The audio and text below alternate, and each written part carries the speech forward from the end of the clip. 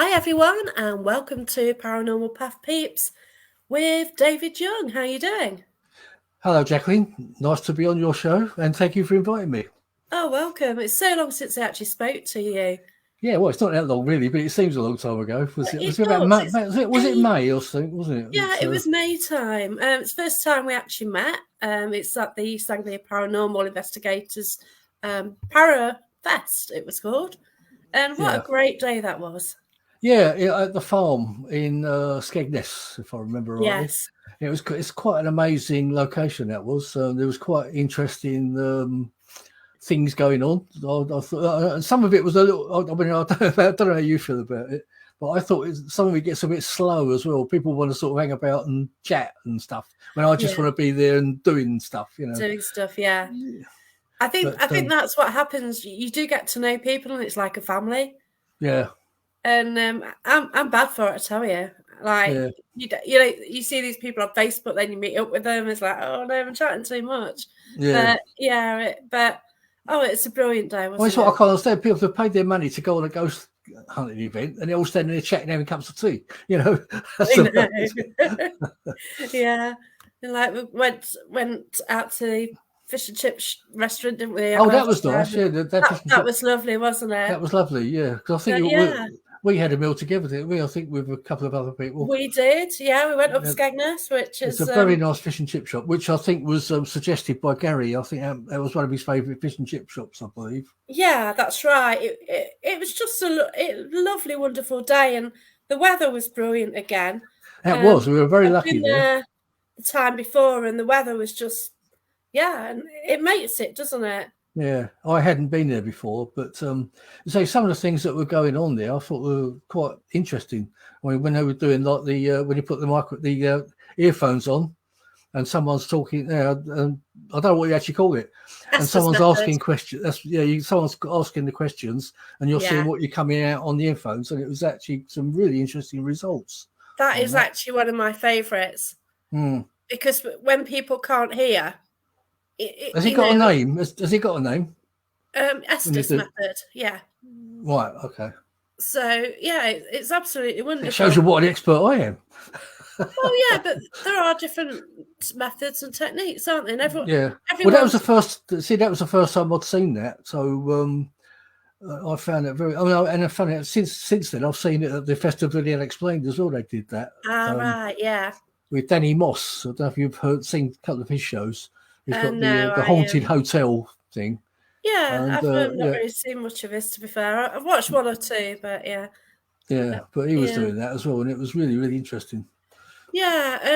I too tend to do that because the thing is about paranormal, it's all very well something interacting, and like I've got two devices behind me, an EDI and a very cheap version of a K2, Right. and I wonder what they were flashing behind you. the thing flashing is it? But things can happen. And most you can ever get with something like that is a yes or no answer. So Mm, somehow you've got to tune into it, haven't you? yeah, that's right. I mean, all it's going to tell you is there's something there, Yeah, or it's an electrical charge in the air. But exactly. You 100% don't know what the devices are doing. And then at the same time, um, you're assuming something is doing it. And if it does it for yes or no on mm, demand, and like it's all about probability, isn't it? And kind of building yeah. up to I mean, work out. I think that sort of thing is interesting if you're in somewhere like woods or somewhere where there's no interference at all from anywhere, and obviously no one's got phones on and things like that, because you can Yeah, pick up mobile phones and stuff as well. yeah. Um, Walkie talkies. yeah, and stuff like that. I mean, a friend of mine and I, we both had those K2 meters. He had Yeah, one and I had one, and his was going red and mine was going one way and his was going the other. Then mine would go red and his would go the other. So that was quite an interesting thing where we yeah, go, sort of talking to each other basically. And he had also in a torch. We had the same thing with torches as well. His torch went on and mine went off, and then mine would go on and his would go off, I which love was it really because strange. you do get some really strange things happening, and Mm. no one event or one investigation is the same, is it? No, And that's right. it's just amazing what you can actually get. But Mm. yeah, I do love it. So, Where did this start with you then? How did you get your Um, first interest in this? how did I get into it? Well, I'll tell you what. I'll tell you an incident that I never knew about until later. Because I mean, when I was, I don't know if I mentioned this to you before, but when I was very, very young, I remember standing in my cot, with the cot at the side of it, and I mean, I didn't know what ghosts or anything were at the time. And I remember screaming because this thing came in and it scared the life out of me. It was like a purple mist came into the room. It Wow, actually came in the door, swirled around and came right up to me, swirling around. And I'm screaming at this thing. It scared the life out of me. I And I bet. remember my father coming in to say, what was the matter, sort of thing. And I'm Oh my saying gosh. in baby language, I don't know if I was actually using words or whatever, like, can't you see it? Can't you see it? That type of Oh thing. my gosh. And because I'm still looking at it while he's in the room. But anyway, it sort of swirled round and then swirled back out the room again. So that was kind of my first experience, if you like. I mean, obviously, as I said, I didn't know what ghosts were, but that kind of stayed with me. And I did mention it to my father a few times, but later, when I was a teenager and etc. And he still remembered that. So that's how it sort of stayed in. It wasn't kind of a dream sort of thing because he actually remembers me saying it to him, and I was actually seeing it Oh my live gosh. there. So that's basically probably one of your first ever memories anyway. Not Well, it is one. Yeah, it is one of the anyway, earliest. It is one of the earliest memories I've got, apart from being stung by bees and things. When Oh you're, wow. you know. God's sake. Yeah. But it's something that did actually stay with me. I guess what really kind of got me into the paranormal later on was when I was about 15, 16. I think I was probably about 16. And the book Chariots of the Gods came out with Eric von Daniken wrote it. Right. And they started writing it in bits and pieces. I think it was the Sunday Mirror or something. It was in every week there was a bit of it. And I ended up buying the book, and I was actually really hooked on what he was telling us about. I'm going to put something. Eric von Daniken never said that these were actually aliens from outer space. What he Right. said was chariots of the gods with a question mark on the end of it. So he's actually putting the questions out there as what were these beings? I know later on it kind of it turned into that they were probably aliens or whatever that helped build the pyramids or did build the pyramids or helped build them or whatever, and all Yeah. these other ancient buildings all over the world. But anyway, that's kind of where I first got interested in that, and I started buying all the UFO books and things that I could get. Brilliant. I mean, back then they were like all. I've still got quite a lot on my shelf here, actually. A lot of Oh, the old pulp American ones. I mean, sort of the those probably from dramatic ones, the weren't late they? '60s and all that. Yeah, I mean, I had loads of Awesome. them. I sort of tried to read as many as I could at the time. And of course, I was interested in ghosts as well because although I didn't really know too much about them, I used to start collecting newspaper cuttings and putting them into a scrapbook How of brilliant. all sorts of paranormal stuff. Um, and I was collecting them over the years. And you know what? Now I don't know what happened to those scrapbooks. I don't know what became of them at all Oh because wow. I got married very young and I probably lost them back Yeah, then. through moving or I'm on my third and final wife now, so it got lost in the early days, that oh scrapbook. gosh. But it's something I always wonder what I did. Whatever I probably threw it out or something, or maybe my mother did. I don't know. But anyway, it went, and I sort of always regretted that. Oh So bless you. yeah, You do but lose things in time though, don't yeah, you? I mean, it's one of those things you Yeah. think, whatever happened to that? It's one of those Yeah. things. Imagine But what information's on them of hauntings yeah, there's all sorts of things. locally. I mean, I'd really like to be able to flip through it now occasionally and sort of Yeah. look to see what sort of stuff I was collecting. But there's all sorts of stuff like the Loch Ness monster or UFOs or Oh ghosts or wow. anything like that. Even down to some of the Jack the Ripper stories, because some of those sort of go but delve into like the paranormal genre, don't they? Yeah. You know, Now that was interesting, and I did speak to a person who has worked out who Jack the Ripper was, which is another fascinating. one. It, Yeah, it's a it's a great story. He had a show, and he had Yeah. it genetically tested. I've spoken to him as well, Oh, Russell. the shawl. Yeah, I know about the Yeah, shawl. Russell. I've got the book actually. Yeah, Now I'll tell you. absolutely brilliant. I'm going to mention something now. Apparently, that shawl is because I've spoken to somebody else who Mike Coble is quite an expert on the Yes, Jack he's Ripper. from Hull. Well, Yeah. he said that's a load of bull anyway about Oh the God. shawl and the DNA on the shawl. All So right. Yeah. I mean, we've got But the other story about the American as well, haven't we? That came over, I've not heard that which was one. on Discovery. I think it was Discovery Channel or History Channel. Yeah, there was an American. Holmes, his name was, but he had various names, and he was coming over to the UK, and he thinks he was Jack the Ripper because a lot of the Ripper's murders stopped when he went back to America.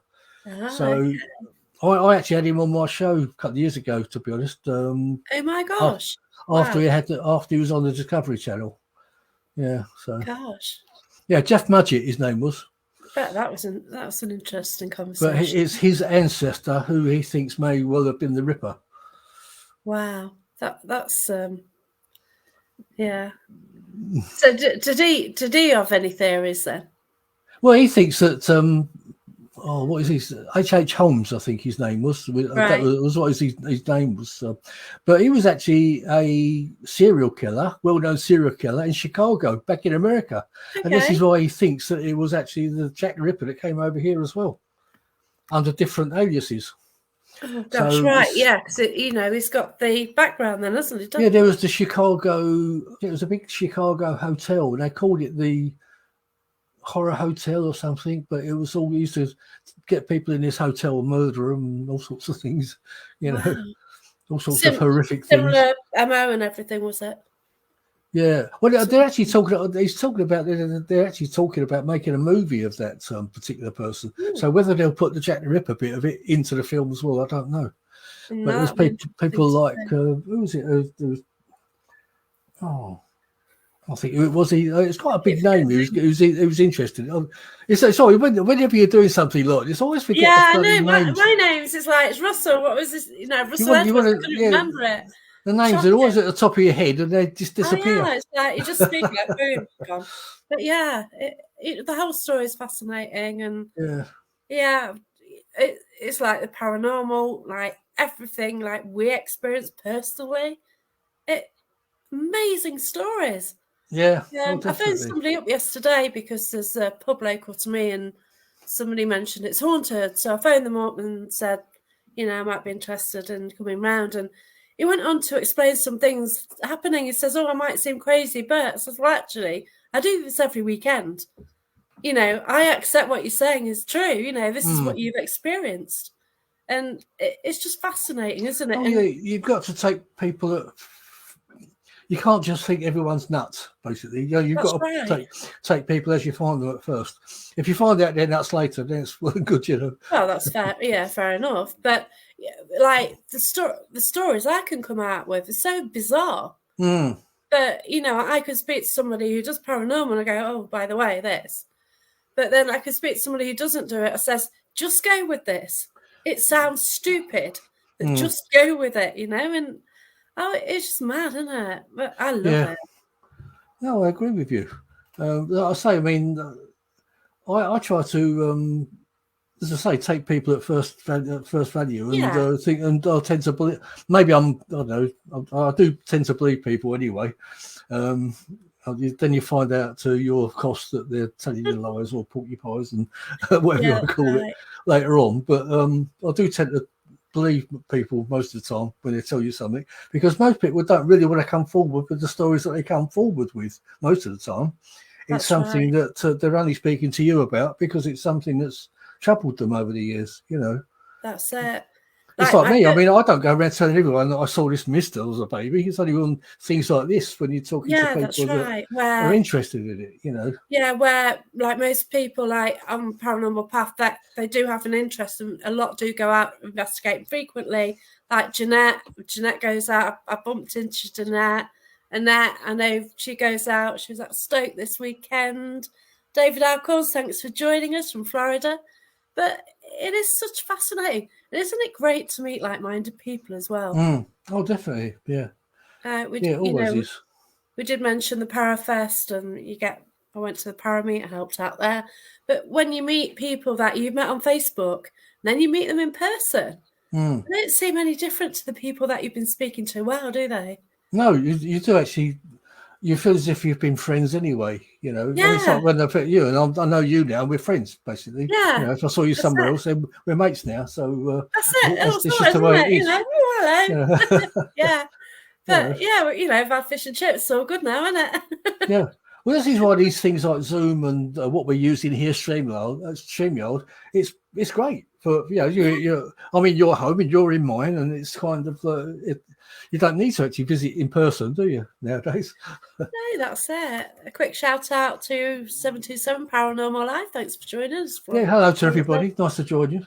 Andy Tom, Irina Kiko, Nigel Porter, Annette Locke, and thank you, everyone. I think I've mentioned everyone, but thanks so much for watching. If you've got any questions for David, then please add them to the chat. Now, the speak you did at the Parafest was actually about UFOs in the UK. So It was mainly about the Rendlesham Forest incident, really. fantastic, awesome speech. It was brilliant. I don't know Well, anything other than it being a location, and obviously it's got history. I didn't know that much about it. hmm. So it's great when you sort of added more information and yeah, Yeah, I mean, really, I can do a quick rendition of it if you like. Well, yeah, please. I mean, you could actually do sort of like hours on it, but Oh, basically, definitely. in 1980, in Christmas, there's joint air bases of Woodbridge and Bentwaters in Suffolk, right? And in December of 1980, Christmas time, it was the morning of Boxing Day. Somebody on guard duty was actually saw a light coming down into the woods, which is next to Rendlesham Forest. Basically, that's where the bases are Yeah, situated. And basically, they he called it in, so and he saw these strange lights coming down, and basically it was called in as they probably thought it was an aircraft in trouble. It landed sort of in the woods area. Three guys went out to investigate. It's a longer story than that, Pip, yeah, with all the to and fro and everything like that, and getting permission and everything else. And the guys' names were John. It was John Burrows first of all that saw the light that come down into the forest. He was with another new guy who was on the base.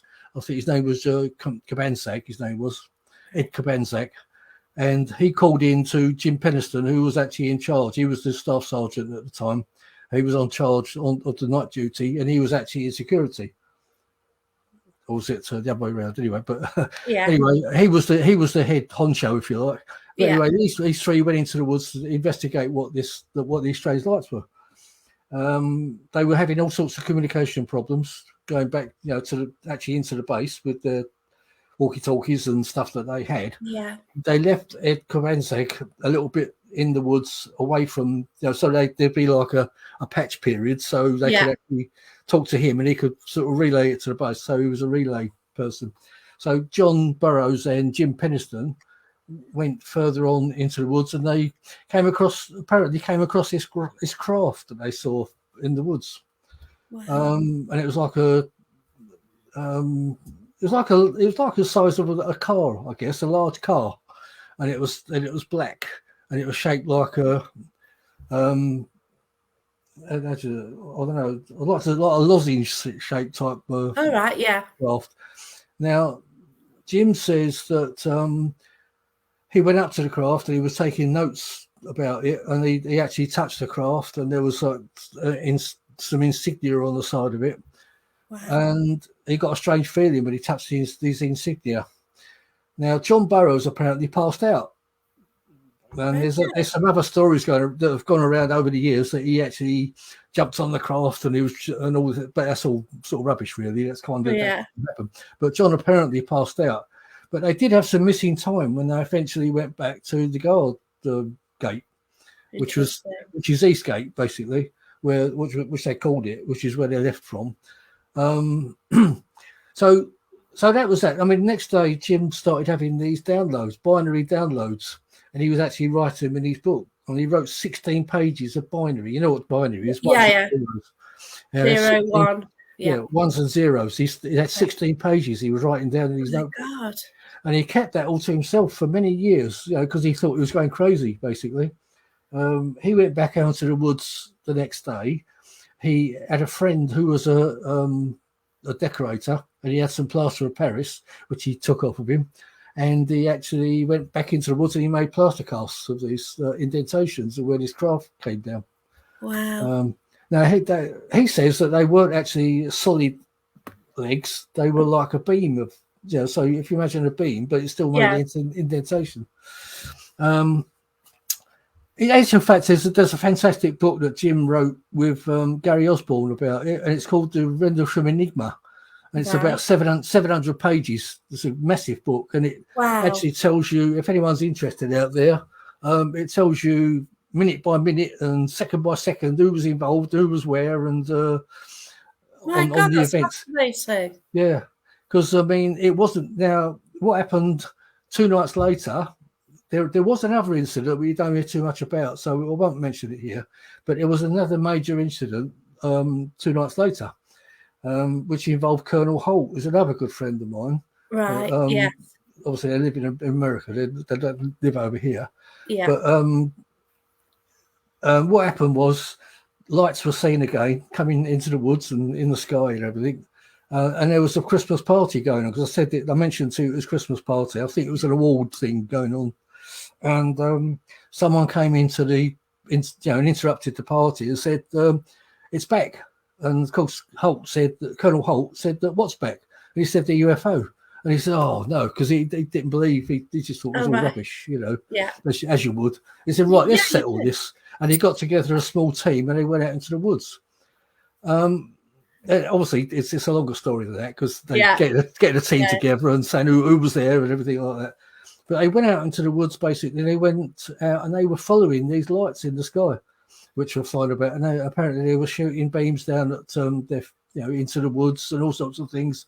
The base itself was actually an atomic, atomic weapons base.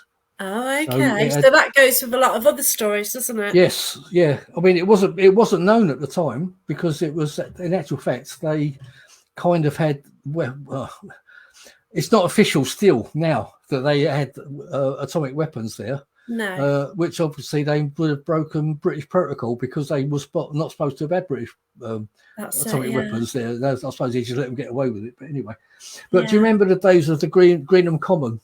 Oh my God! When Yeah. all the women were outside of Greenham Common complaining about the atomic weapons on the base. Yeah. Well, the fact of the matter was they weren't there. They were at Bentwaters, Woodbridge. Yeah. So they were probably laughing. So it happened around here as well. Did it? Yeah, we had a base around here, not a big one, but we got people around it. Yeah. I mean, let me just reach for this book, because it's an important book to show you, if I can reach it. If I can reach it without knocking everything over. The thing is, these are reputable people. That's the book. If anyone's interested in a real good story about the Rendlesham, look at that, how thick it is. Wow. I need to get That's that the one, book. Rendlesham Enigma. That looks brilliant. Yeah, I think I do want that book, because I don't know a lot about ufology. But that's got everything in it about the Rendlesham, like who was where and who was involved, and every minute of it covers it minute by minute, and it's really. And they used to write in accounts anyway, being, in the military, aren't they? Yeah. Oh, definitely. That's that's what they did. So, what kind of happened? The story was never meant to get out. Colonel Holt, after his experience which was the couple of nights later, he had to write a report out for it. Really, for the because it was on British soil. Remember? Yes. Although the American bases were on British soil, the event happened outside the base, because they actually left the base to go into the woods. So you were actually on UK soil. So what Colonel Holt had to do, he had to write a report about it, and they called it the Holt Memorandum about it. And it was never meant to go out. It went to our government and everything. And but anyway, what happened many years later, I think it was in the 80s, some UFO researchers got involved, and they tried to get hold of any information, like freedom of information requests Yes. and stuff like that. Yeah. And this is where this report came out about, and there was a big News of the World article, UFO lands in Suffolk, and it's and it's official sort of thing. Yeah. And this is when this is where the Holt memorandum got released, and of course all hell broke loose, and of course it over did. it. And those days, it wasn't. People. I think people would be more wary in those days than now. Like now, we're more accepting, aren't we? That there might be something else around. But in those days, it was like it scared the hell out of a lot of people. Yeah. Well, how I kind of got involved in all that, there was a guy who wrote a book called Left at Eastgate with another guy named Peter Robbins, both Americans, right? Yeah. Now, Larry Warren was actually on the base. He'd only just been in the services a short time. He'd been sent over from America. He was he was still in his training, actually. So overall, he was only in the Air Force for less than 10 months. But all of a sudden, he says he was involved in this Rendlesham Forest experience, if you like, on the third night. He was out with Colonel Holt. Now, Colonel Holt always said that Larry Warren was not out there, right? And this is kind of where it all got, because after he wrote the book, he kind of stole another person's story, which is Adrian Bustinza, who was out there with Colonel Holt, not all together, basically. They were in different little teams, but at one point in the book, he's talking about there's 200 people out there. There was nowhere near that sort of figure. It was more like about a dozen that were in little small teams, and that things landed in the Cable Green and everything. Nothing landed on that green. Everything, there were lights in the sky. The only landing, well, in my estimation, the only landing that I know about is the one that Jim Penniston and John Barrow saw on the first night. On that third night, as I understand it, nothing landed. Right. Unless I've got the story completely wrong. But Larry Warren made up a story about aliens coming out of this craft at Cable Green and everything. And in actual fact, there's a film coming out, a documentary, which has been in the making for almost 6 years, well, probably over 5 years now. Wow. And every time they've released a trailer for it, we'll jump all over it, saying that there's not just me, there's a few of us that know about what's been going on. Yeah. And we jump all over the trailer, say, well, that's a load of bull. And then they sort of had to I think they've had about 7 trailers now. And then they have to start changing it. It's like Wayne and Mark, like Manly, they know the stuff as well, don't they? So, but apparently we're all supposed to be frightened of this film coming out. Well, no, we all want to see it. I want to see what's in the film. Yeah. I'll never buy it, but obviously I'll be able to see a copy of it somehow. But I would never sort of purchase it because I wouldn't purchase and sort of support lies, But I do want to know what's in it. Yeah, just to see if there's any little bit of truth in it anywhere, or if it's just total like drama. Well, there's another researcher named Gary Heseltine's bought a book out recently called Non-Human. And that's basically all supporting the Larry Warren bullshit. So excuse my language, but which he's done for many years. And as I understand it, Gary's trying to stretch those 3 nights into about 4 or 5 now. So to fit his agenda for the dates and everything that Larry Warren's always come out with. But Larry Warren came out with the dates that Colonel Holt put out incorrectly in the first place, and this is where the story all went funny, because on the Holt memorandum, Colonel Holt gets the date wrong. Yeah, I remember you saying that. Yeah. So it's one of those things where, and also there were 2 other ladies at the time. They were researchers, Dot Street and Brenda Butler, and they got involved with what's her name? Sorry. Jenny Randalls, and they all wrote a book together called Sky Crash. Okay. And now they were being fed duff information from the base when they started investigating it, because they were actually the first investigators at the time. Right. Because they started hearing these stories, which was shortly after the event itself. Mm-hmm. They were being given duff information.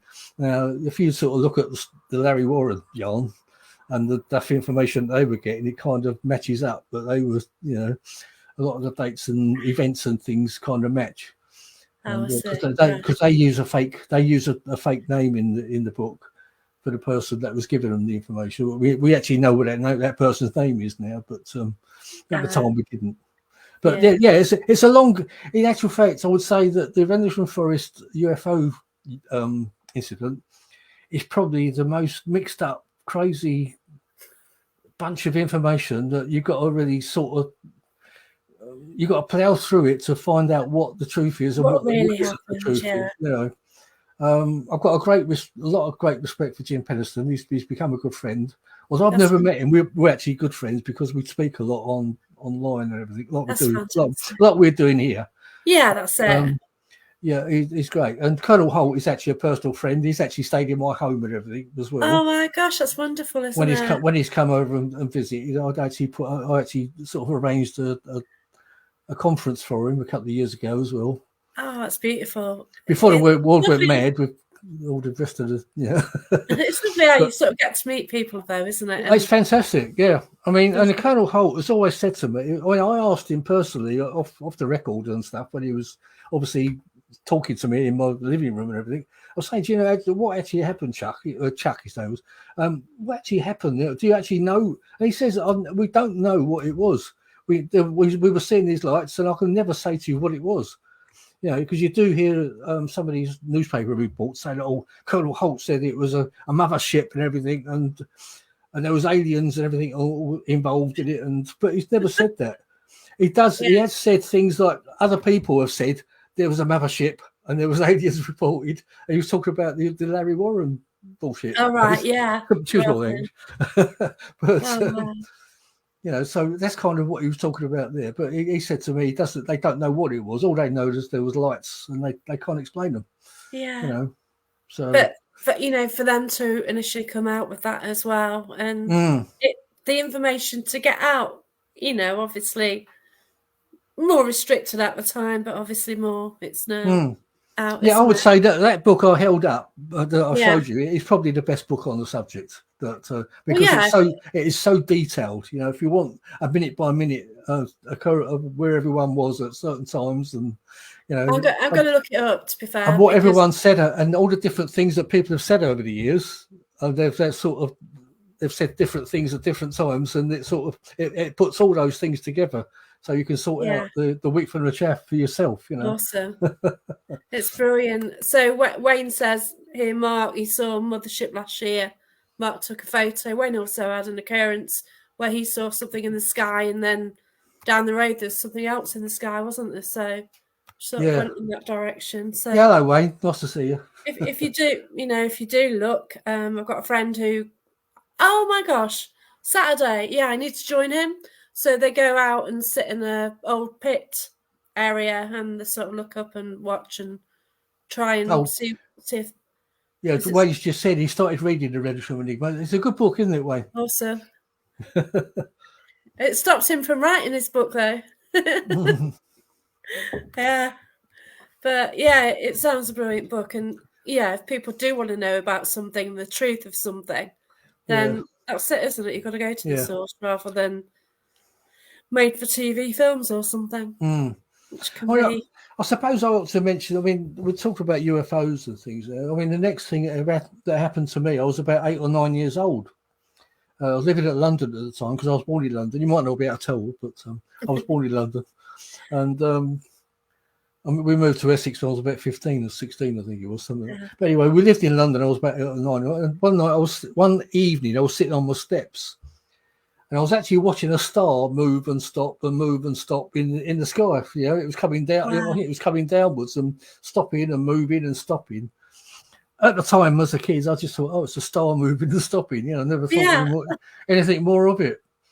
It was only later on when I was sort of in my teens, I thought, well, what was I watching there? What the hell was that? I know now it wasn't a star because stars don't do that. It doesn't watch it. No, it doesn't do that. And I'm talking about the late 50s. There weren't any satellites and things flying about up there. Yeah, I thought the ISS, but of course not. I mean, satellites don't do that anyway. They don't stop. No, they don't. They just go by, and that's that. But you didn't have them then. I mean, the earliest ones obviously were Sputnik and Telstar and things like that. The early ones, and I don't think even those were up then. So what I was watching, I don't know. Yeah, that's awesome. And you know, you can't take your experiences away from you, but you still remember that happening. Yeah, You know, yeah, it happened. You saw it and go, oh yeah, whatever. And then, but years later, it's like, oh yeah, I remember seeing this.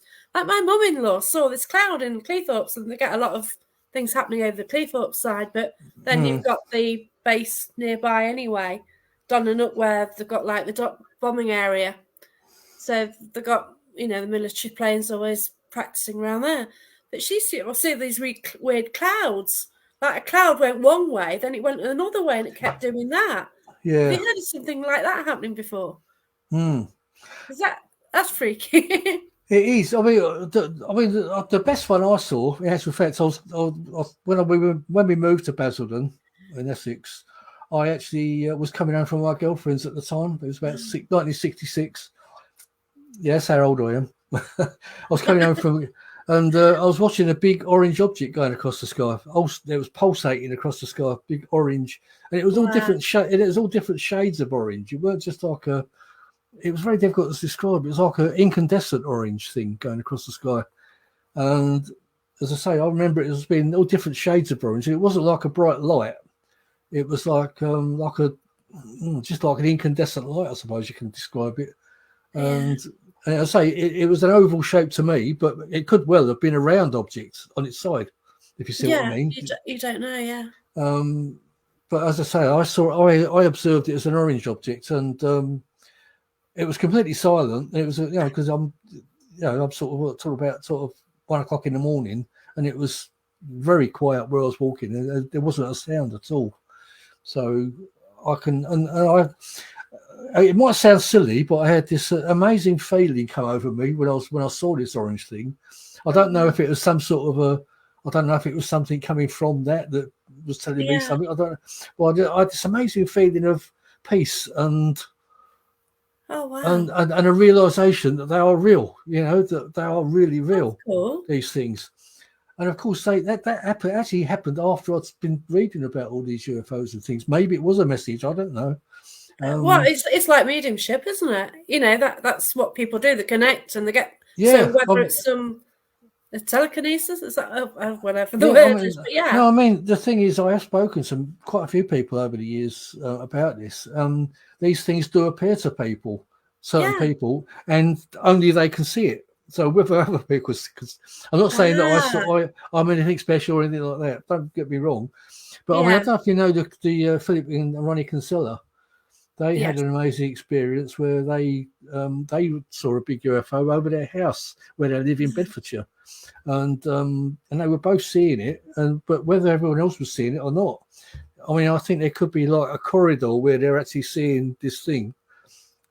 So only if you're in this corridor you will see it, and if you're outside that corridor you won't see it. You know, Wow. that's kind of, I think, is a possibility. You know. Yeah. It's just so fascinating. I did see something. I was driving down the road 70 miles an hour, and it's right in front of me. Now, okay, I live near an airport. I see planes all the time. Hmm. This was not what I'm used to seeing. Hmm. You know, I've seen the military planes, but it just seemed to be two craft above each other, going the same speed and not actually moving apart or anything. They Hmm. were separate, they weren't joined. Hmm. So I nearly crashed the car, but that must have been like the 80s, you know. Yeah. And you didn't have anyone to talk to, you didn't have anyone to ask about it. Yeah. Well, it's funny you mentioned that because when I mean, my wife and I, we lived in Suffolk, near, not too far from Menisham. They each And had three one, lights on it. It's three lights. right, I know, yeah. Three lights and But three lights, yeah.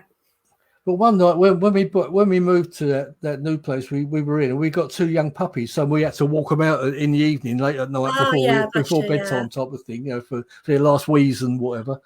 And we're walking around because we had quite a bit of area in our place, which was fenced off type of thing.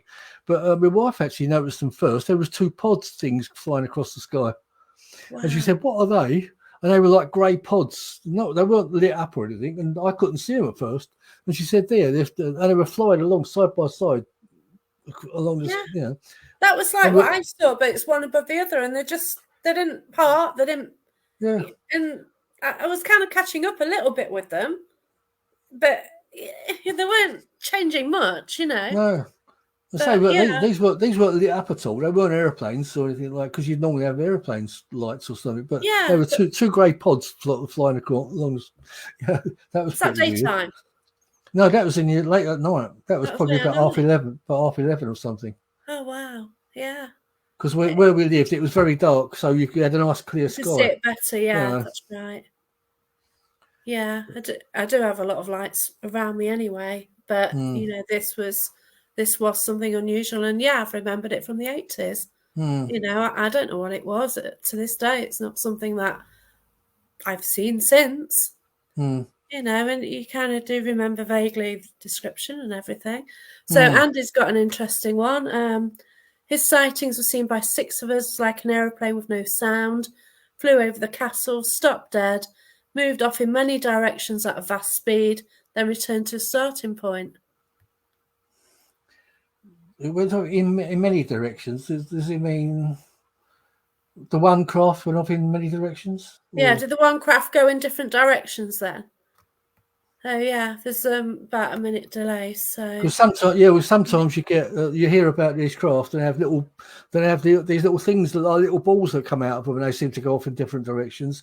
They seem oh to be yeah, like little scout craft or something like that. I mean, yeah. it's only an assumption. I don't know, but Interesting, yeah. But for 6 people, and like Wayne saw something at Church Farm as well. mm, The Para Fest before you were there. So, it's dark and if you saw something there above. And, there are things out there. And if people do look up, then, you might see something unusual. yeah. I mean, I think the biggest question is where are they coming from? I've got That's an the biggie, isn't opinion. it? Obviously, it just says one craft made like a Union Jack movement. Oh, I see. So it was Oh, kind of wow. making a zigzag in the air kind of thing. Yeah, I Wow. see what you're saying. Yeah. But yeah, I'm of the opinion a lot of what we're seeing is not actually extraterrestrial, and it means from outer space, Mm, but actually interdimensional. yeah. And Jim Penniston, who saw the craft in Rendlesham Woods, I think he's of that same opinion that maybe it's even us from the future. You know. Yeah. That is what we don't know as well about paranormal, do we? Sorry, I'm just going to mute my microphone a second. Oh, bless you. Or I'll just have a coughing. My throat's Oh, gone yeah, dry. fine. No, and the thing is Right, about so paranormal, excuse we me. Sorry don't about that. know. It's all right. So, like paranormal, we don't know if like things are existing at the same time as us. Also, like say you get a medium who gives you a reading from the future, and you're Mm. getting it from your mum. So, does your mum go to the future and then come back and give the message? Well, yeah, it's an interesting We aspect. just don't, we just don't know, do we? Yeah, I mean, I'm going to go back to where we moved in Suffolk. We actually lived in a place and we were surrounded by fields and trees and stuff. Now, before we actually moved to that place, we went to a medium in somewhere in I think it's Norwich. I think there was Yeah. like a town centre there. That, you could walk along the seafront or whatever. I think was it a seafront? Oh, no. Okay. Anyway, we went into this medium place, and my wife wanted to get a reading about. Well, she wasn't my wife at the time, but she wanted to Yeah. get a reading about what was going to happen to us and where we'd been and all sorts of things. And funny thing was, he told us we were going to be living in a place surrounded by fields, and we're going to have two little ones running around. And we thought, well, we can't be talking about children. And funny thing was, we got 2 puppies. Oh, And of course, when you think about 2 little ones running around, and yeah, they were always tearing about, yeah. around the grounds. And we were, I mean, most people when they're going to find a place to live, they're living in a street or a flat or whatever, Oh, aren't they? no. Yeah, and to tell someone you're actually going to be living in a place surrounded by fields. Oh, I'd be so happy if I got that in a reading. It was, I'd yeah, be so it was nice. happy. It was nice, I must say. But Yeah. as I say, the work they needed a lot of work when we Oh, moved gosh. out of it, and Yeah. we wanted something nearer to who. Yeah, it's quite a long story, but she wanted to get Yeah. nearer to her grandchildren and stuff. So we moved at the right time. A lot of people have said, "Oh, how could you have moved away from that place?" So we said, No, there's "Believe me, reasons. the time was right." I knew a lot of jobs Yeah. that needed doing. I had a lot of trees to cut down and things. Oh, God. Yeah. God, rather than get someone in to do it, or right away along the road, I had to keep all the hedge trimmed and all that. And No. it was really hard work. Yeah, Sort of, definitely. when you're sort of getting on a bit, like, oh, we don't want to do this. No, that's the thing. Like, I've just toured Scotland for 2 weeks, and like, I couldn't find any food shops.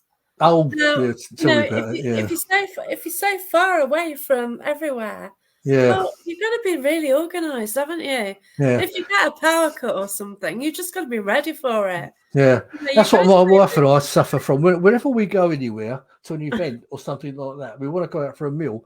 Do you think we can ever find anywhere that's got somewhere decent? It's You know, we shocking. end up in a burger bar or something somewhere, and even when McDonald's, yeah.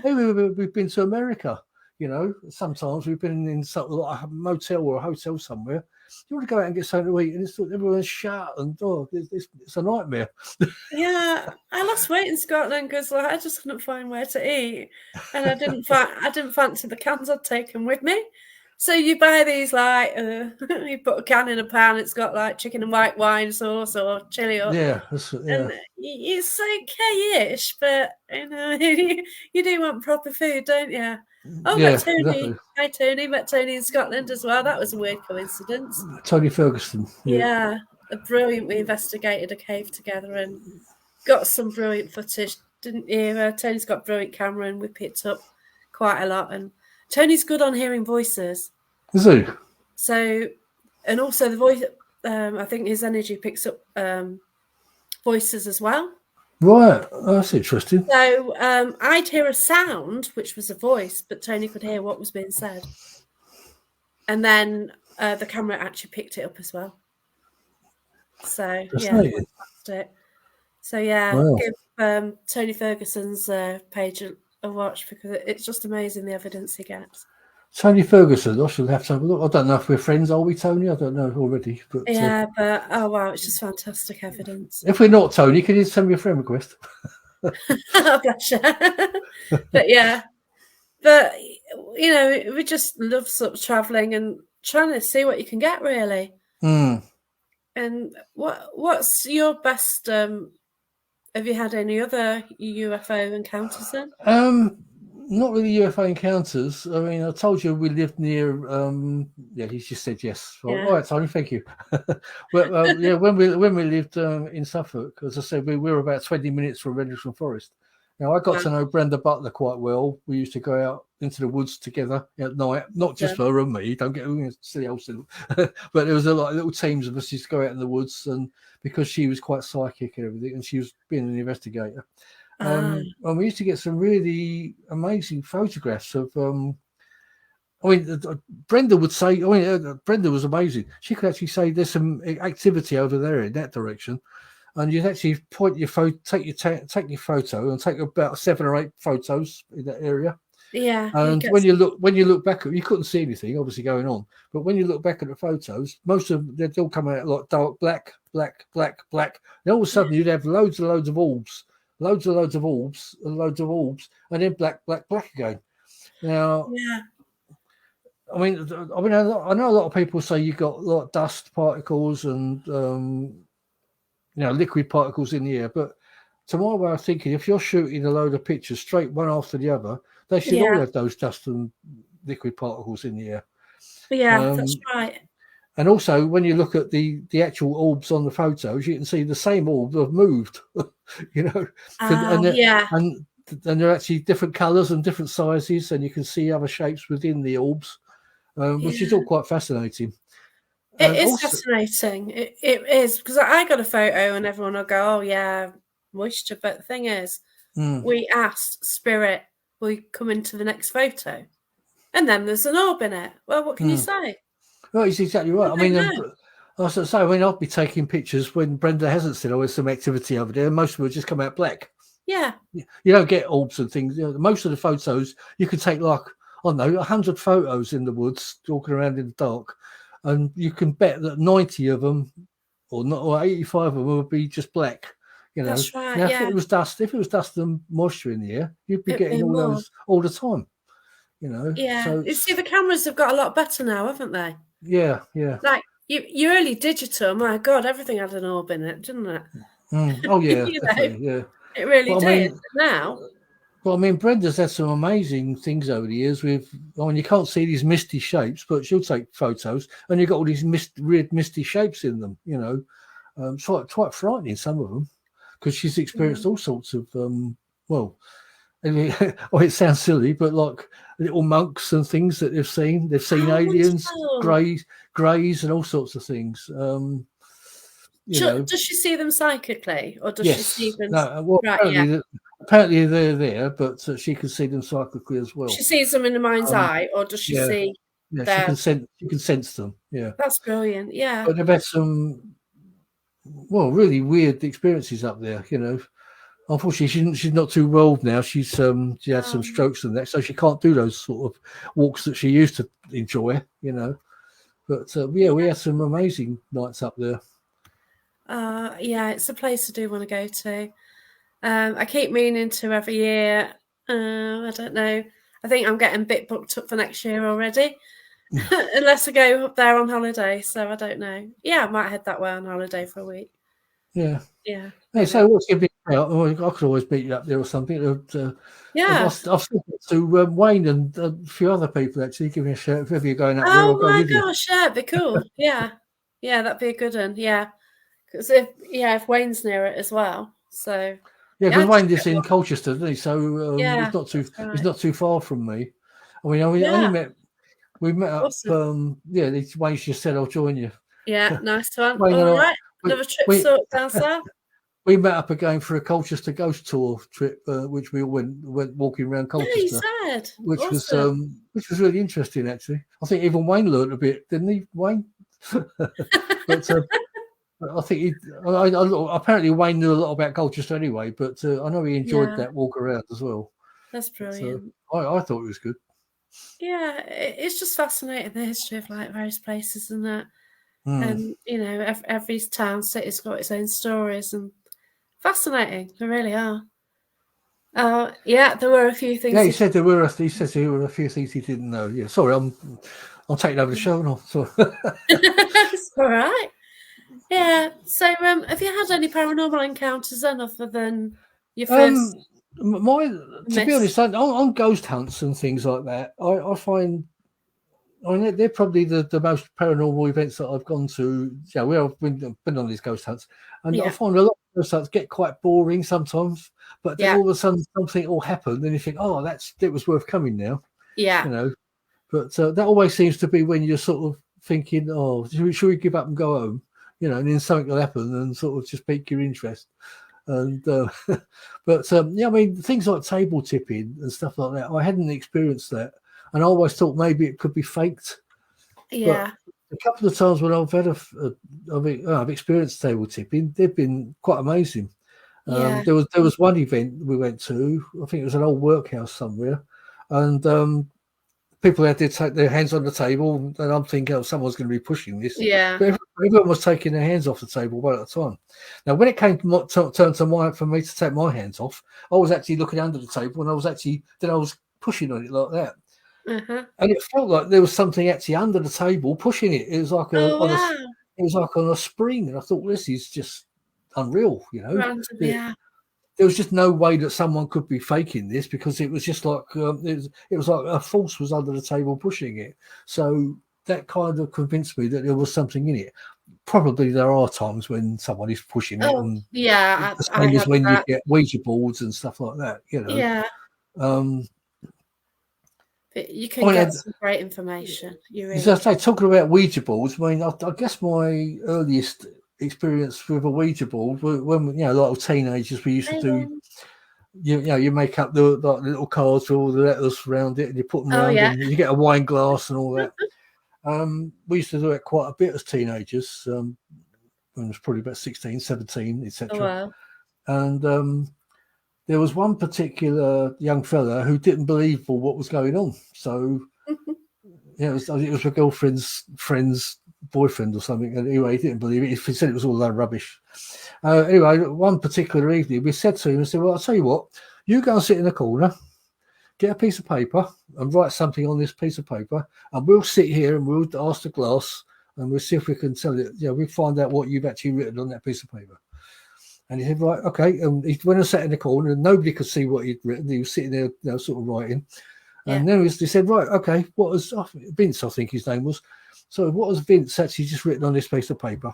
Anyway, it was messing about, like the glass sides about a bit. Yeah. And then all of a sudden it started spelling out G-U-N, and it spelled out gun. Right, okay. And we thought, well, that was that. We said to him, I said, have you just written gun down, Vince? And he went white as a sheet. Because what he did, he held up this piece of paper. He hadn't written the word gun. He'd actually drawn a picture of one. And he held it up. Oh, my God. That's even better, isn't it? So we all looked at each other, thinking, bloody hell. It was, as you do, Yeah. It was another piece of evidence that what was happening. I mean, again, I used to say that was something, you could actually say that maybe there was some sort of extrasensory perception going on. Perhaps there's a bit of mind reading going on somewhere. I don't know. You've got that as well, haven't you? Yeah. Yeah. You tend to think it was a ghost or something, or a paranormal being or something, or spirit telling you that. But was it really, or was it some sort of a psychic connection of some sort?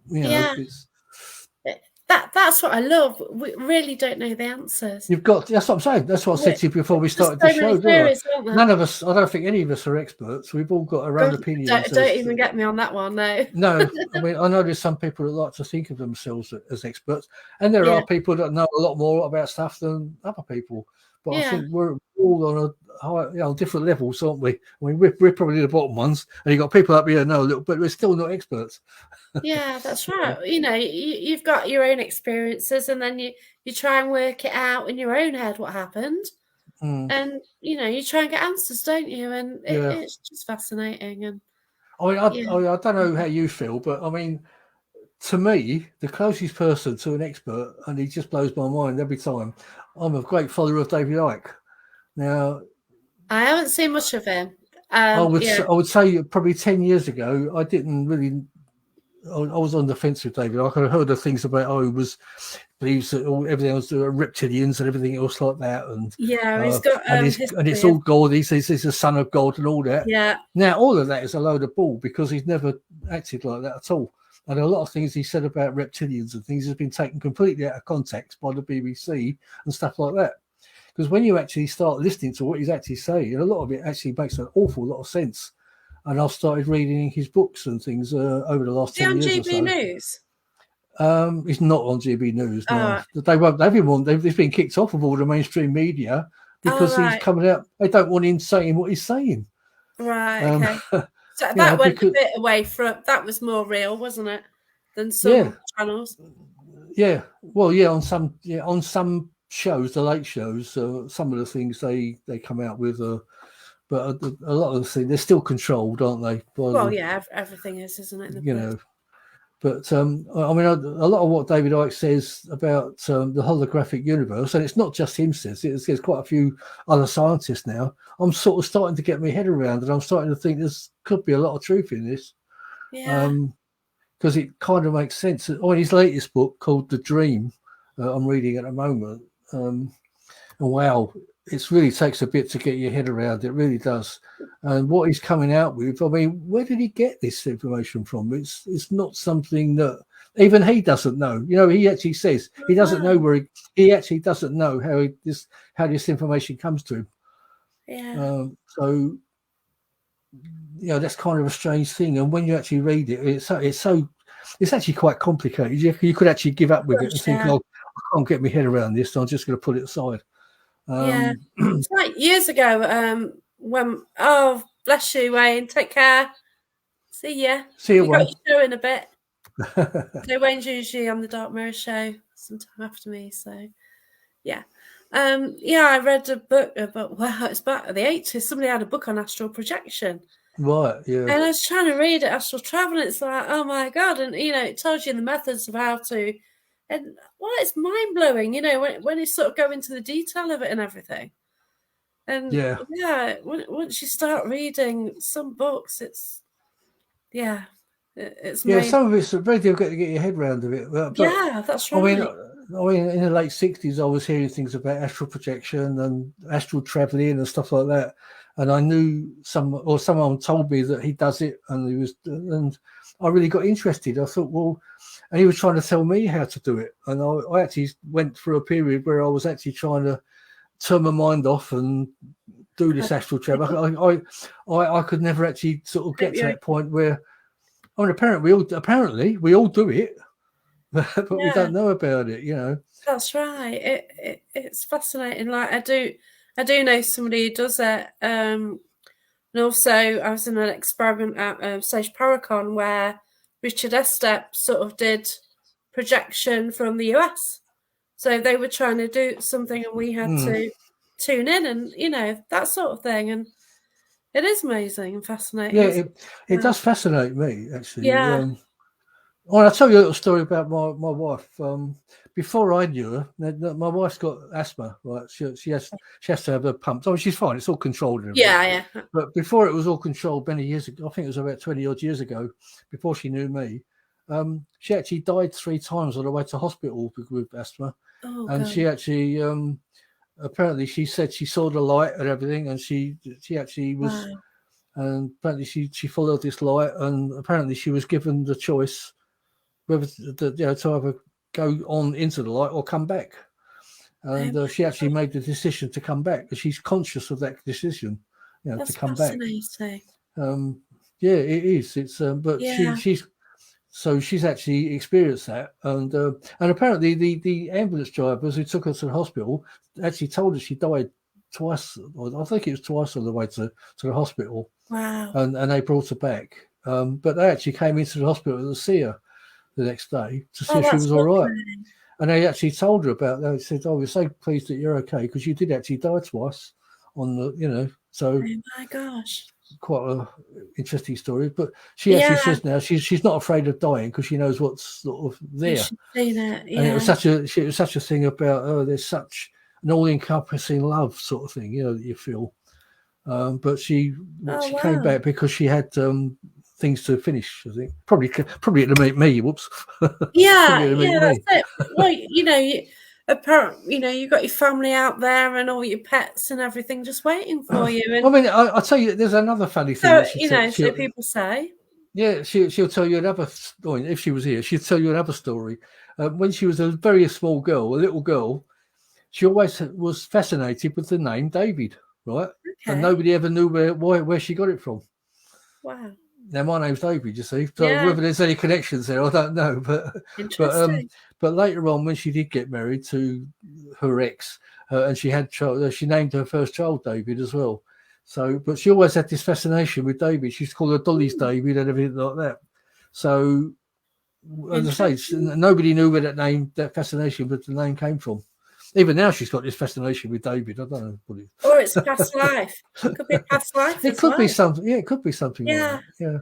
You just have no idea, do you? It's just fascinating. But I always say, it's probably came back because to meet me. So that's what it was all about. So yeah.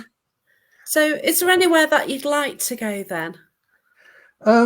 Specifically. Well, I'd like to go to Rosslyn Chapel up in Scotland. We went up to it. Oh my God. I went by it. I know, we went up to Edinburgh a few years back, I went near it. We went to the castle and I didn't realise that it wasn't that far away. And I really feel like doing a trip now to go up there and see it, I was so close. I was about 5 miles away and I didn't go because I've got a dog. And it's awkward because you can go around the grounds everywhere, but you can't go in with the dog. Oh, I see. And because it was like unseasonable temperature in Scotland, I couldn't leave him in the car. Because it was like about 18 plus degrees. I couldn't leave him in the car for that. Yeah. Like when I went to Killeen, I parked up, but I couldn't actually go in the castle because it's just too hot for him. Yeah. Now, we experienced the same thing when we did a trip to Scotland, actually. We went from Fort William and doing a tour around the castles and things. And we couldn't take it. We took our 2 whippets, not whippets, beagles with us. Sorry, whippets in my previous. We had 2 beagles and we couldn't take them in any of the castles, which was a bit of a pain. We had to stay out in the grounds, Yeah. And you don't want to sort of just leave them in the car or anything. So, like you say.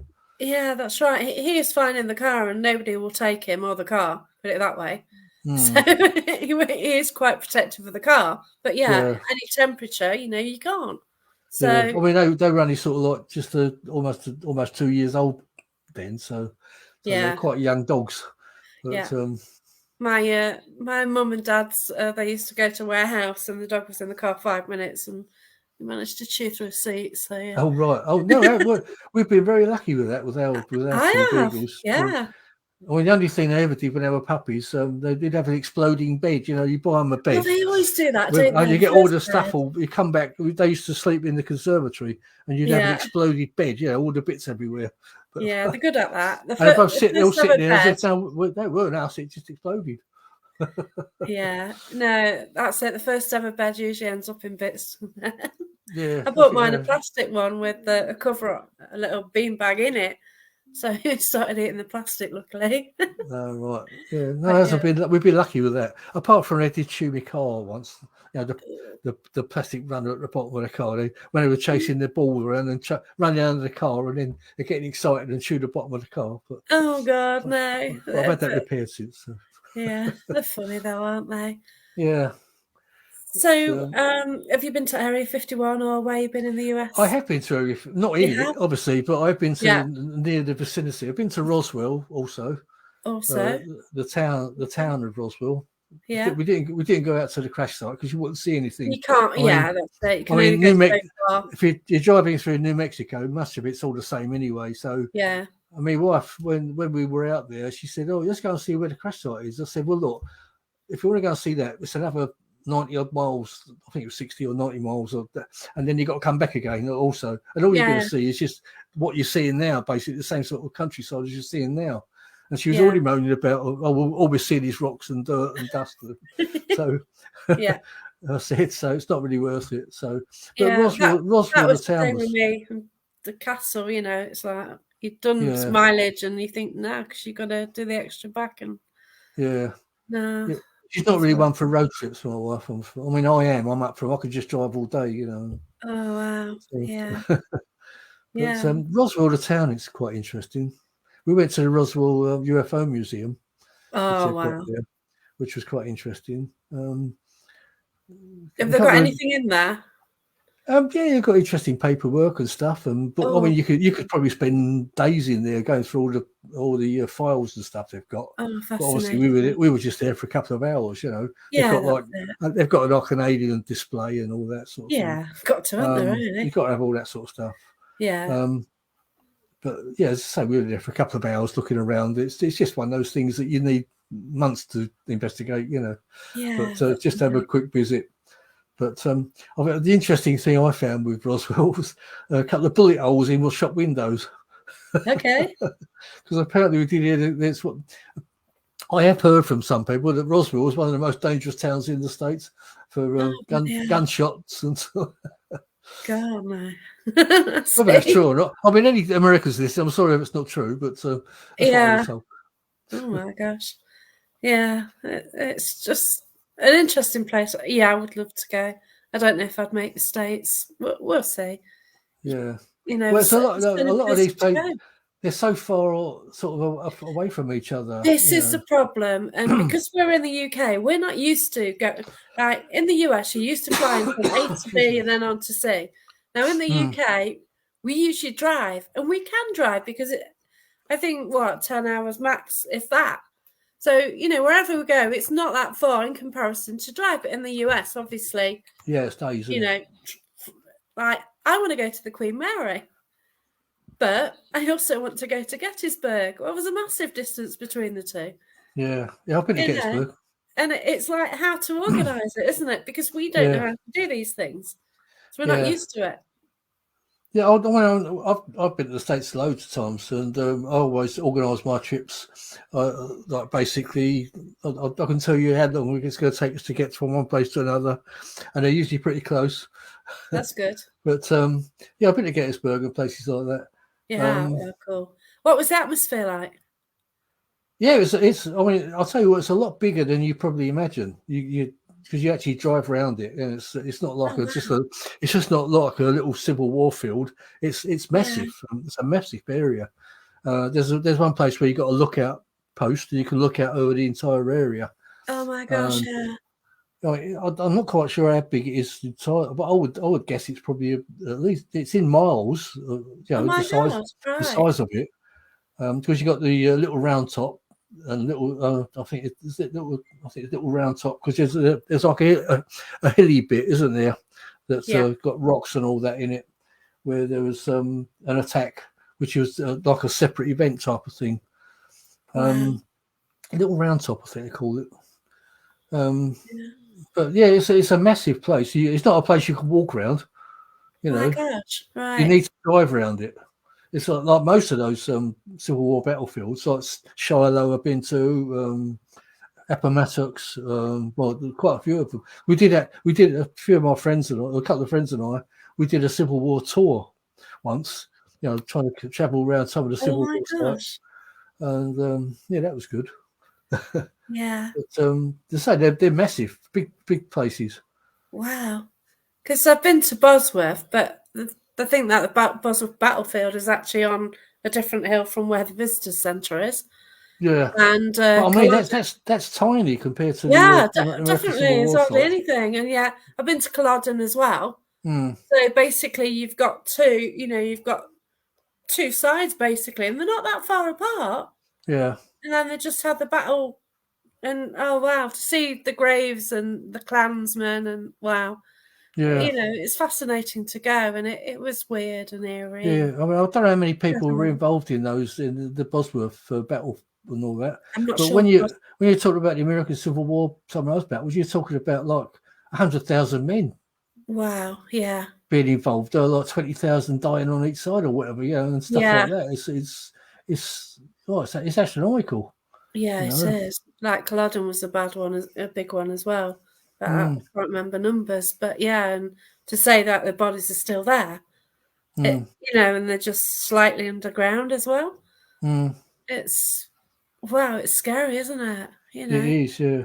Well, Well, there's sort you probably don't know, but I worked in America for a while. oh, did you? Oh, wow. I didn't actually work there. I was sent out there with my company because I was working on the aircraft electronics and mechanics and Oh, stuff like that. fantastic. And I worked on the AC-130s, which were the ones that involved in the Gulf Wars. Oh my Um, gosh, that's cool. but I used to go to Florida. Now, but imagine being sent to Florida to go and work for. That's brilliant, yeah. But that's how I felt the first time I went out there. But Wow, that's it, fascinating. it wasn't always pleasure, but I promise you. But the first No, time I went out, no, it's interesting to get out and about. I used to work for Rolls-Royce, but I didn't get anywhere other than the Derby office. right? So, but No, I was looking at the properties. I had to collate a list of all the properties I had around the world, which is right, interesting. Yeah. yeah. No, so the first time I got sent out there was to sort out a little problem because what they did, they had a repair shop out there, and they were putting together a team to learn basically the job that I was doing Oh, wow. in the UK. So I had to go Yeah. out and teach them a bit of what was doing, or to do a particular repair or something. And the first time I went out there, um, the place was actually a place called Fort Walton Beach, which was Okay. near Herbert Field Air Base, where all this AC-130s used to fly out of. Right. Okay. Now, if you look on the map, you'll see Pensacola, and you'll Yeah. see a place called Gulf Breeze. Okay. Now, back in the 60s or 70s, I can't remember, 60s or 70s, but it was a big UFO event in Gulf Breeze, the Gulf Breeze. And I actually realised, I thought, well, this Gulf Breeze is just up the coast, so I'm going to go and take a drive down there, because the good thing was I was given a car and all that to drive around in, and Brilliant. yeah, brilliant. All the expenses was great, but I only wanted to see what the area was like when you couldn't. All you see basically you're seeing out at sea, and you're seeing an area where this event Yeah. occurred. You're not actually going to see the UFO. I think that's the No, thing but that just to go, just to I think go to that's all the right. area. You like to see where the area was like, Yeah, I'm you kind of don't just see a sitting. battle when you go to a battlefield, do you? But you've seen, and No, that's right. you try and imagine what it was like and stuff like Yeah. that. But I mean, the thing was, I was actually sitting on this little beach all on my own, looking out at Gulf Breeze, and I'm just sitting there thinking, I'm getting paid for this. Wow, that's cool. Yeah, it's a quite an amazing experience. But I mean, whether you believe in that Gulf Breeze thing, I don't know. I'm a bit on the fence with that Gulf Breeze UFO thing. Um, because I've seen the sort of aircraft that do fly in and out of that from Hulbert, and they've got a Yeah, lot of laser equipment on it, and I kind of think it might have been. There's too many military aircraft flying yeah, about for get a you. UFO, but then again, I don't know. Maybe they're You do get a lot looking of at the UFO military around stuff. military areas, don't you, as Yeah, well? So yeah. from So, that but perspective. but apparently the person that did see this UFO was actually caught out because they found a model of it in his garage. This UFO that it's supposed to have seen. Hmm. But he tells the story that he made the model after seeing the UFO. So take that whichever way you like. He either made the Yeah, model to make the for the UFO, or yeah. he made the UFO after the event. Yeah, Makes you wonder, doesn't so it? which way do you take it? I don't know. Yeah, that's questionable, isn't it? Yeah. So, have you got any plans coming up? Any paranormal events or? Um, I got to be honest. I'm going to one in a couple of weeks in November. It's called Megalithomania, which is in Right. Okay. Wiltshire. That's not really. I'm not really sure if it's a paranormal event. It's more to do with ancient things like Stonehenge and stuff like that. I Fascinating, isn't guess it? it must have paranormal stuff linked to it. It's the spiritual side, isn't it? And Yeah, everything. it's like Andrew Collins, who I know because he lives not too far away from me. There's quite a few others that are going to be doing talks there. And That's good. Andy's going to take us for a walk around Avery Stones as well afterwards Nice. on the Yeah. Sunday. So that's my next event, and that'll be the end for this year. Oh wow. Yeah. I've already kind of decided in my own mind that next year I'm going to cut back a bit on going out to do big events, and I'm thinking I might just do one like the Festival of the Unexplained next year. Yeah. Because I'm so fed up with booking up these places and you end up in a crap hotel and you Yeah. know It yeah it can cost a lot, can't it? it So can cost you a lot of money and end I'm up in you I'm pay a lot of helping money for a out. crap hotel. I'm helping out a lot of 3 events next year. The Mm. Parameet. There's one in South Midlands Oh, I and know I think Neil's North. doing one in Wiltshire, isn't Yeah, he? Yeah. yeah. Yeah. It's got some great locations lined up. I can't remember the names of them, obviously, because I'm shocking at remembering things.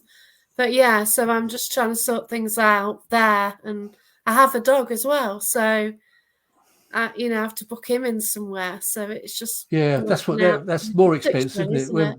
Yeah, I mean, we're going to Yeah, America.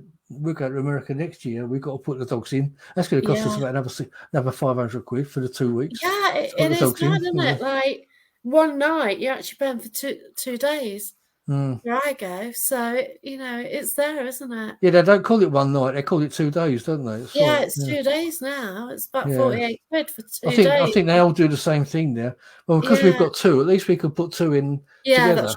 right. So Yeah, they get a slightly bigger kennel type of thing, I think, yeah. with a run and all that.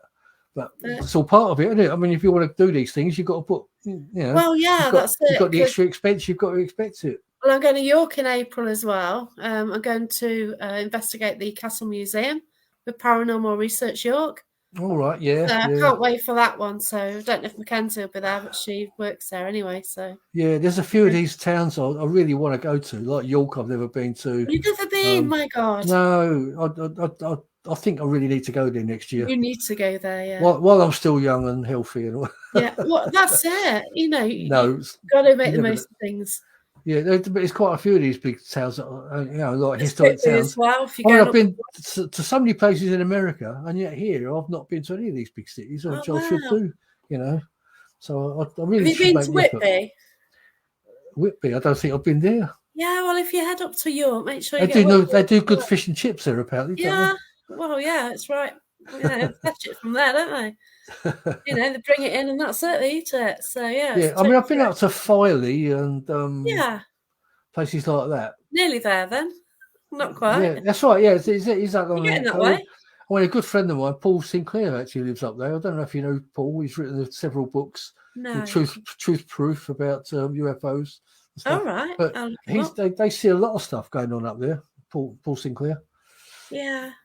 Well, it's like my mum-in-law in Cleethorpes. She sees quite a lot off that coast. Yeah. Obviously, So that's lower down from there. So yeah, so there must yeah, be a lot going on up that coast.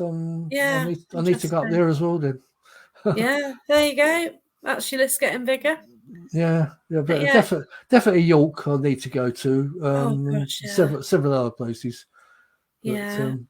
I did say That's to my it. wife, with it, yeah, we'll do some more trips out, like long weekends or something, or That's long weekdays. I think is better. We try to stay at home during the weekends right. Oh god, yeah, because you get because it's too people. busy. Yeah, that's right. Yeah, you need like if you go to Whitby, don't go like they have a few weekends with events like Goth Weekend, things like that. Yeah, Don't. yeah. No, Yeah, it's better to go mid. Only we're lucky. We could just go midweek or of something. course you It's can. Yeah, usually a bit cheaper then as well, isn't it?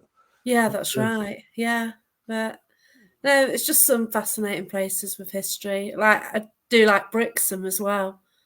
I used Devon, to, yeah. yeah, I used to spend a lot of time at Brixham as a kid, so that was Oh, nice. we went to Cornwall this year for a week, Oh, which was beautiful. very nice. We were Yeah, lucky loads with of the weather history. as well, actually, because I think the week before it was nasty, and the week after I think would turn pretty bad for a couple of Oh weeks. wow. So we were pretty lucky. We picked the right week.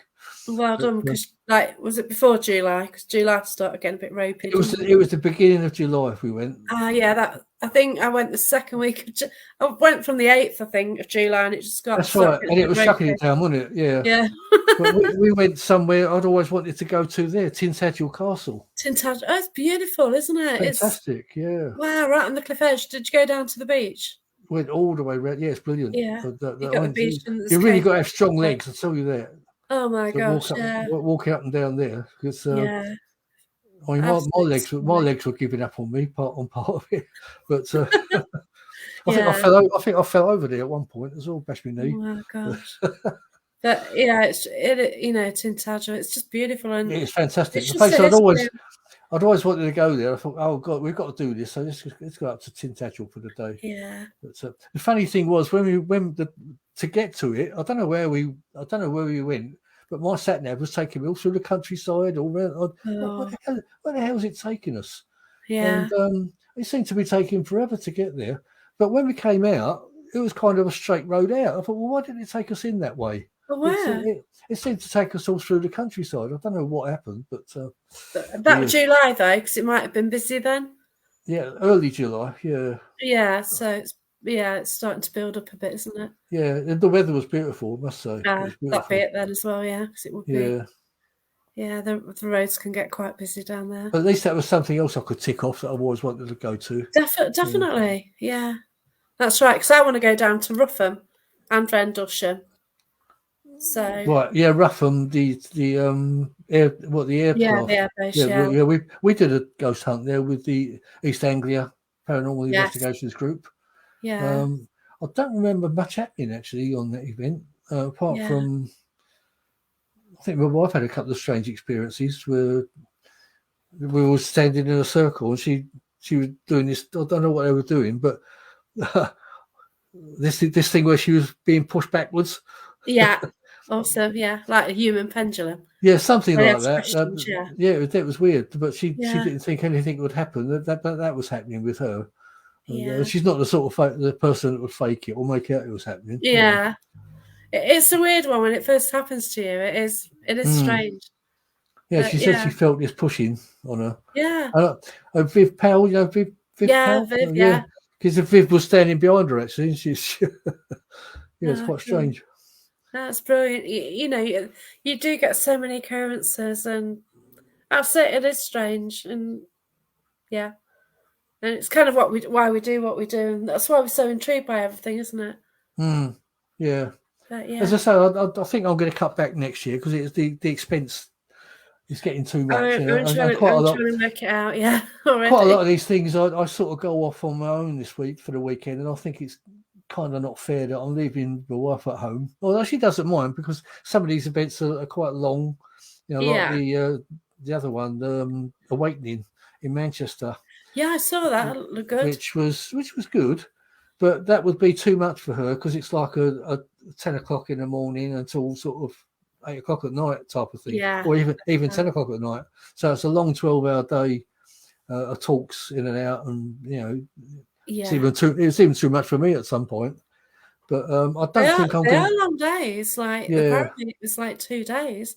but I don't think I want to do that next year. I think I'm going to knock that one on the head. Yeah. Mind you, I'm saying that now, but I'll change my mind when it Well, comes up. you don't know, yeah. No, it's like I'm terrible because like I'll just click a button. It's like, oh, sod it, and then Oh, think, oh I've no, got to I've got go. to do it. Yeah, Then you got to sort out everything else in the background. It's like, oh no, yeah. get But dogs sorted and everything else. But, let's put it like this: I'm going to try and resist doing that next year. yeah, that's Maybe right. I need to work out my finances really to find out. it is. It does cost. When you Sort sort of your take holidays into out. consideration, you got your ticket to get in, especially if you buy the VIP type tickets when you do the extra. And because Yes. I have to do it all, I can't just get like Well, the that's cheapest right. ticket. I have to get I've the been most doing Stage expensive one. Paracon. That was 300, and Yeah, then and after your hotel and the dog as well. yeah, that's it. Taking a That really holiday mounts abroad, up. aren't you? You're sort of about £1,000 in the end Yeah, sometimes. easy. Yes, yes, it's a lot of money. So, Nowadays we've got to watch it a little bit, haven't we? well, yeah, that's right. By the time you count your fuel and all that to get up there, and the hotels and the Yeah, food and everything else. that's it. It's like touring Scotland. I did 1,400 miles. Well, that's 4 tanks of diesel. Yeah, yeah, yeah, So it's about 200 quid before you start, isn't it? yeah.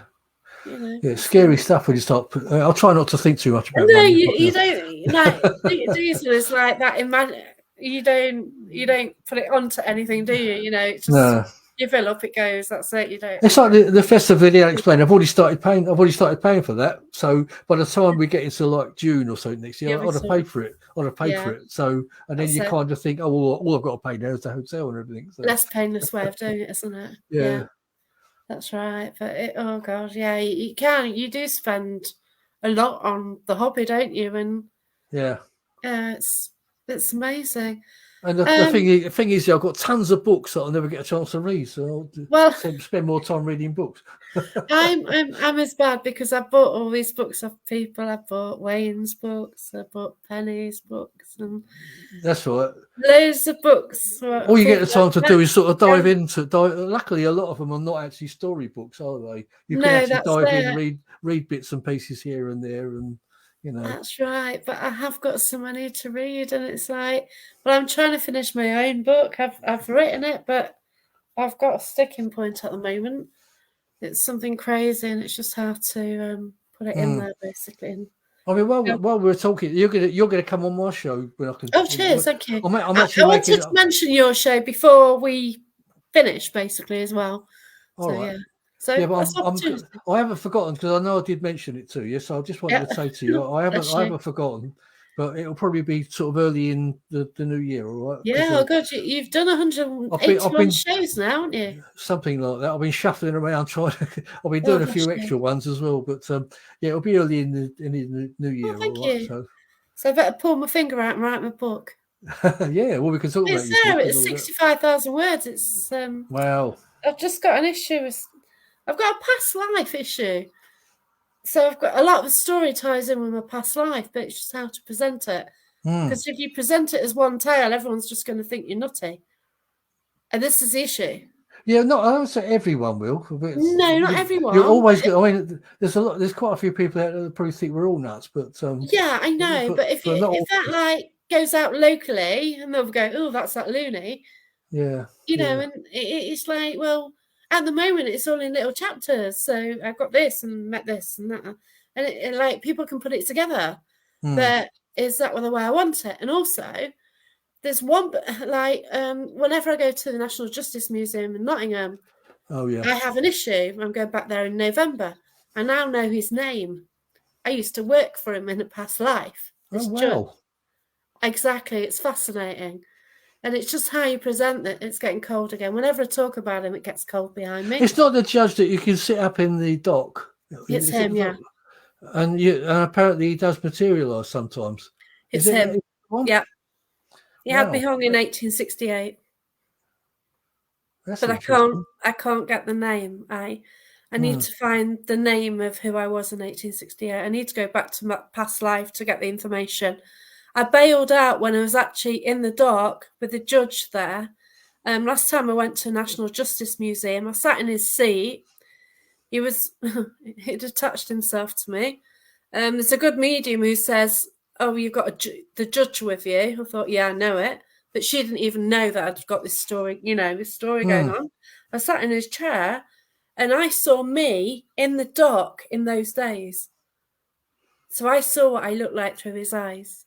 Wow, I that's know, fascinating. I know, and it's like it tied in with what I'd got on the past life. But I need to find out what that guy's name, what that name was. Mm.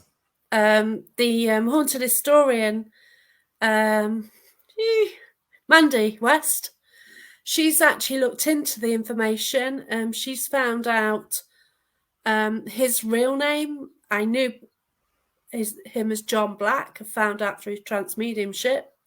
It's not Black. It's something like Blackmore or something. I've got the information. And also she managed to get about 6 men who were hung for a similar crime or something. So it's of those. Was I one of those at that time? But it's how to put this in a book, isn't it? Yeah, I know what you mean. But It's like, sounds pretty fascinating. It'd be great talking to you about it in yeah, more detail. So I hopefully you'll better get your head together and sort of put. yeah, yeah, like the story. Like Mandy West looked into the information for me. Then I was on the phone to her an hour going through the whole story from the first time. It even starts from the first time I actually psychically spoke to somebody. He actually spoke to a little girl, which turned out was his daughter. Wow. Mm. And the whole thing is mad. But yeah, and I asked the same questions 2 months ago that I asked about 5 years ago, and it's totally different people there. Human pendulum, and we got the same answers this time as we did then. Mm. Even to the question, "Can you read and write?" And the answer was no, which you think from a judge would be yes. Yeah, you would Then do, in wouldn't you? those days, if they had the power and the money, then I they think could I think more generally the do money. anything. Yeah, yeah. They could, and if he rang the fighting rings in Nottingham, which I used to work for him in those days, it's just a fascinating story. And I have got a past life regression which is filmed, which I need to put out there, and Yeah, that's I all need fascinating. to sort That it all fascinates out. me. It's mad, I isn't it? I actually tried regression once. Have you? Yeah, but I actually not quite sure it worked because Okay. um, I got to a point where I didn't know if I was making something up or if it was real, Yeah. and because I don't know. Yeah, it's like a meditation. That's kind of how it works. And then Because you're imagining things. But the thing is, if you get certain facts, like the first one I did, it's like, who is the king? And what happened? Well, the first past life was 1200s. I got killed by Richard the First lot coming back from France. So I lived at Nottingham Castle. Well, I lived near Nottingham Castle. But that's part of the judge story as well. There's a link there as well, which is mad. There's too many links to Nottingham, and yeah, and I'm in Nottingham now, so it is. Yeah, but the whole story is, yeah. So this is a problem with the book. It's kind of like, yeah, I've got everything written down, but then there's this massive thing going on as well all the way throughout, and a lot of my encounters actually link in with it, and it's how to present it. I'm sure you'll sort it out. Yeah, I think if I get another answer or two, then that'd be the bit what there's just Yeah. something I need first. Once it starts flowing, I think you'll probably find it will just flow and It's no, it'll it's come written. together. It is Yeah. written. It is just needs editing, but I don't know. It's just something there, and it's holding me back. Yeah, I don't know what it is. So I think you should just go for it. Yeah. It's yeah. And time. Anyway, by the time we do the show, maybe you'll sort yourself Yeah, out I and need to. you'll I know need what to you're sort doing. it out. It was. I think I'd said I'd done it about 2022. I thought I'd done it. Then you try editing it and you read it, rewrite it, put it down for a while, read it from the beginning, rewrite it. What's the title? Have you given it a title yet? Yeah, it's called Paranormal Path. It's Paranormal Path, right? So Okay. it's about my Which is the paranormal same as the journey. show. Which is the same Yeah, as the show we're on. it's all one, and Which kind of makes sense, really, doesn't it? When you think about yeah. it. I thought, yeah, because it is, it's about my journey from sort of my first belief system and Yeah. the way I've changed, like paranormally and spiritually, basically. Because yeah, I've gone down the spiritual route as well, which comes and goes in a way. It's kind of gone at the moment. I'm not picking up a lot up, but Aren't you? no, I don't know what's going on. But hey ho. So Yeah, it'd be great to talk to you about it anyway. yeah, we might actually get the full story. Yeah, I kind of I'm trying to write at the moment, and yeah, we just need to publish, and that's it. I did write for a magazine at one stage as well. So the Paranormal Living magazine, which was Alex King, he did that 2 to 3 years ago. So yeah. Yeah, I think those paranormal magazines are so expensive nowadays, aren't they? When there's so much online that you can read, Oh gosh, yeah, that's right. Yeah. Well, they're So about £6 now, aren't they, to buy one of those magazines? So it's a bit much, I think. yeah. Oh, good luck to you, Ward. Ward's trying to do the same thing. If you want to get published, I'm going to go down the Amazon route. So check that So sort out of if you're right, yeah, the same, yes. yeah. Unless you are lucky enough to get a publisher, which for a first-time author is difficult. So yeah, I'll cheers for that. But yeah, it is fascinating, and see what I can do. But your show, right? It's Paranormal Dimensions. On the Paranormal UK Radio Network. And how do we get access to that? That's the Paranormal UK Radio Network.com. You can get access to it. Right. It's on all the major platforms. It's Spotify, and I've recently found out it's on Audible as well. So if Awesome. if you've got an Audible app on your phone or whatever, if you go onto Audible or Spotify, just type in if you look for Paranormal UK Radio Network and then look for Paranormal Dimensions, which is my show. I mean, there are other shows on there, not just mine. Definitely. But they tell me mine's the best, but yeah, no doubt it is. no, they actually do tell me mine's most popular.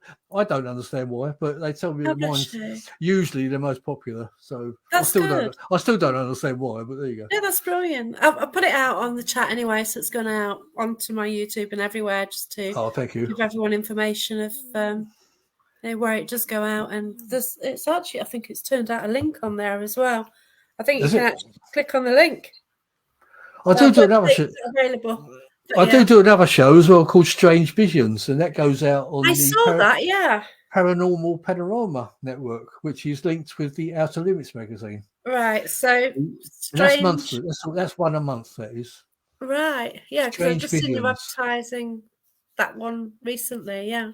That's right. We covered the Festival of the Unexplained with the lovely Rachel. Yeah. Yeah, that's great. Yeah. But my main one is the Paranormal UK Radio Network one, Paranormal Dimensions. Yeah, that's it. And you've done at least 181 shows. Yeah, I think it's 100. Yeah, something like that now. I saw that, and because you just had Neil Packer on as guest. I did. Yeah, I mean, I did pack up. But just over a year ago now, I thought I took it as far as I could take it, and then I sort of started missing it, and and things weren't very good on this planet. I think everyone was getting depressed and everything, and I just didn't want to do it anymore. And then people started saying, "Oh, you should be doing it again." And I thought, "Oh, all right, let's come back again," and I started doing them again. So yeah, no, it's awesome. But thanks so much for talking to me. It's been really. No, it's been great coming on. Thanks for inviting me, Jacqueline. It's as I say, thanks you'll get my invite soon. Oh, cheers! Thanks for that, and thanks for all the information on Rendlesham as well, because that talk you gave was fantastic. Well, yeah, I mean, really, I like that book. It's the best book to get for any further information. The one that Wayne's reading. Yeah, I need to. You'll have to message it me afterwards because I'm sure. Yeah, I'll send you a link for it. Yeah, nice one. I'll get that, and it will join the other books. Now I used to read all the time, okay, but now I wear glasses. and it's dark at night, it's harder, isn't it? I You find want it to get hard you want to get little lights put on there. I think this is the issue because the light in my bedroom is quite not. It's quite dull, so I Oh, right. can't read at night You anymore. probably need a nice little reading lamp over your bed or something. Yeah, that's what I need to do so I can start reading again, Little clip-on rather lamp. than read and fall asleep at a good time, rather than mess around on Facebook all night Yeah, and be yeah, tired. yeah. I often do that. Reading, I'll nod off. Yeah, But that way, you relaxed and you sleep, whereas you get on Facebook and that's it. Oh God. Well, thanks a lot, Andy. yeah, there's Cheers. some nice comments coming Thank up. Thanks you. very much for everyone. It's I Oh, hope thank you've you. enjoyed it. Yeah, thank you, everyone. Thanks for watching. Thanks for your comments and look after yourself and good luck with your book as well, Ward. But yeah, take care, everyone, and be Yeah. careful. Bye. Thanks everyone. Bye bye. See you. Cheers. Bye bye. Bye.